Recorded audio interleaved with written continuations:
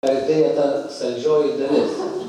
Ir saldžioji dalis ne nuo torto prasidės, tortas bus užbaigimas, bet man šiandien ypatingai malonu pristatyti vieną šaunę šeimą, kuri šiuo metu Vilniuje gyvena.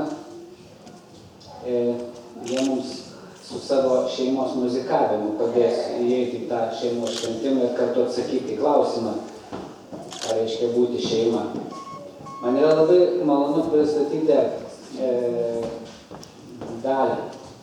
dalyką dėl to, kad mes pažįstame labai seniai. Dar kai aš buvau studentas, mes buvom pažįstami, kad dainavom vienam ansamblį. Ir man labai smagu šiandien pakviesti jau po 30 metų, kaip 6 vaikų mamą.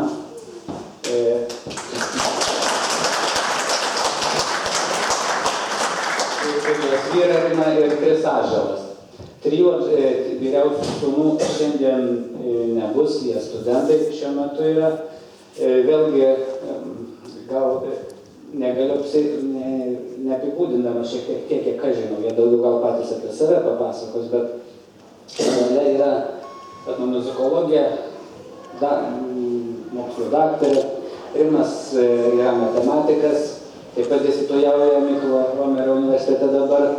Ir kai kuriems iš mūsų gali atrodyti, na, jiem bepigu, taip gerai vaikus auklėt, kai jie patys tokie mokyti, jie būtų daktarai, jie būtų mokslininkai ir panašiai. Kartais būna atvirkščiai. Žmonės, kurie būna užsiėmę, kurie žinomi visuomenėje, turi labai daug darbų, kartais dėmesio šeimai pritrūksta ir trūksta to tėvų bado. Šita šeima, aš matau, kad yra išskirtinė tuo, kad to matosi iš jų buvimo drauge, kad to bado bendravimo nėra. Bet galbūt jie patys apie save daugiau papasakos. Štai čia atėjo Liucija, tokia ateitininkų žvaigždutė yra, labai mėgstama. Aš paprašysiu, gal padėtumėt, čia reikia 5 kėdžių, kad galėtumėt iš galo atnešti.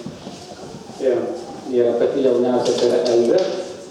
Jinai labai gerai po medžius karstosi.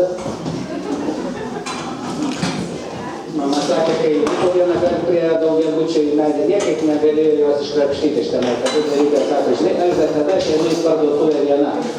Kaip madžiai nulipo jai. Yra Gytis, toksai šaunuolis vaikinas vienas, turbūt stengiasi panašus būti savo brolius. Nes kiek aš žinau, 2-3 broliai mokosi Oksfordo universitete, matematikai, fizikai. Mokosi vėlgi ne dėl to, kad tėvai daug pinigų turi, bet dėl to, kad jie yra, tėvai jos taip sugebėjo išmokyti, kad jie gavo tas nemokamas stipendijas tenai ir iš tikrųjų yra labai gabūs vaikinai. Jaunesni žino tokią grupę Kujalė, kurią jie irgi sukūrė, kur muzikuoja kartais iš užsienio grįžę. Taigi aš taip tokią įžangą padariau, Dalyta, tu gal